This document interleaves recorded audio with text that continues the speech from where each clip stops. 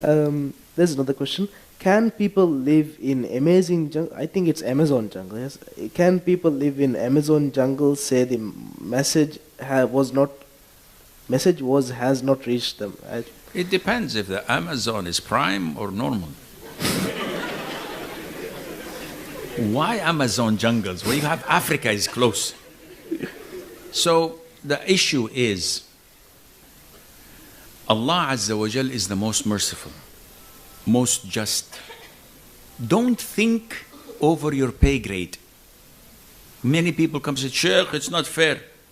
Why my friend Komar is a Hindu and I am a Muslim? Why do you care about him? This is not fair. Why Allah Azza wa Jal made me Muslim, made him this or that religion? Are you holding Allah accountable? Are you judging Allah Azza wa Jal's wisdom? This is above your pay grade. Think about yourself. We believe, and I hope you all agree, Allah is fair. True? Yes. Allah is just. True? Yes. Allah doesn't need us. Yes. Allah owns us. If Allah were to take us all, the 7 heavens and the 7 earth, the whole universe, and put it all in hellfire, can anyone object or complain? You are His possession. He owns you. You cannot. But we, alhamdulillah, acknowledge He is the most merciful, most forgiving, most compassionate, and most just, and most wise. Therefore, Allah says, وَمَا كُنَّا مُعَذِّبِينَ حَتَّى نَبْعَثَ رَسُولًا. Allah will not torment a person before he's got the knowledge from a messenger that this is right, this is wrong. Therefore, if someone was in a deserted area, in the Eskimo, in the jungles of Africa, in Amazon Prime, in Netflix, and I don't know, anywhere, if someone was there and sincerely and honestly, he doesn't know about Islam. We come to him and said, do you know anything about Islam? He said, no. Do you know anything about Muhammad? No. Have you ever heard the Quran? No.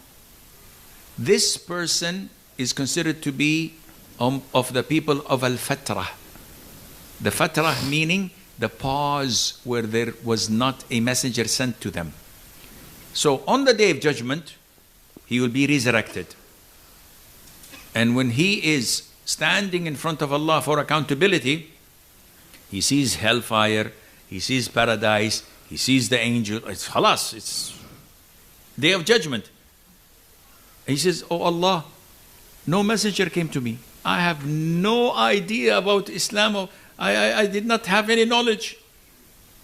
The hadith says, Allah orders a neck from hellfire to come out. So imagine, you're sitting there, you see a neck from hellfire coming to you with open mouth. Fire! Allah says, enter it. Those who are destined to go to Jannah said, okay, Allah ordered us, they enter it. And it takes them straight to Jannah. Those who are arrogant disbelievers, you've seen heaven and hell. He said, no, I'm not going to enter this. They are doing like shaitan, defying a direct command. It will take them to hellfire. So be certain that Allah does not do any dhulm, injustice to anyone. Yosha from India. Assalamu alaikum, Sheikh. Mustaqballah. So in Surah Sa'ad, Prophet Dawood alayhi salam, he was praying in his mihrab and 2 angels came to him in form of men, in form of 2 brothers. And this startled him and they basically wanted him for his consultation in their affair. Now, without going to the actual affair, since it would be too long for the call, their affair looked very obvious to human judgment, and Dawood alayhi salam also passed that obvious judgment. And immediately he realized he was wrong and then prostrated, asking Allah for forgiveness. Now, my question here is this story and evidence that it is important to hear from both the sides before passing the judgment?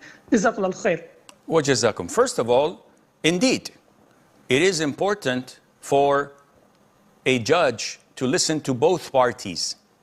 It was reported in the old stories of history, in the books of history, that a judge said, when a man comes to you with one of his eyes poked and bleeding, don't rule for his favor until you see his opponent, because his opponent may have lost both eyes.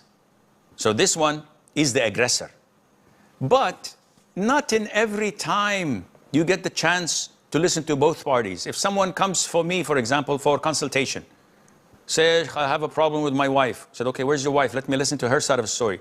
He says she doesn't want to listen. She is totally against counseling and therapy. But here is what's happening. And he tells me heinous things about what she has done to him. I can't say, I cannot help you until I hear her side of the story. I say to him, if what you're saying is true, then you have to do the following 1, 2, 3, 4, depending on the truth of what you're saying. But there is a possibility that she may counter that by saying so bad things about you, which may change my verdict. Number 2, the story of Dawood, as people of tafsir say, Dawood realized that it is not the case that he was giving the ruling in that was wrong.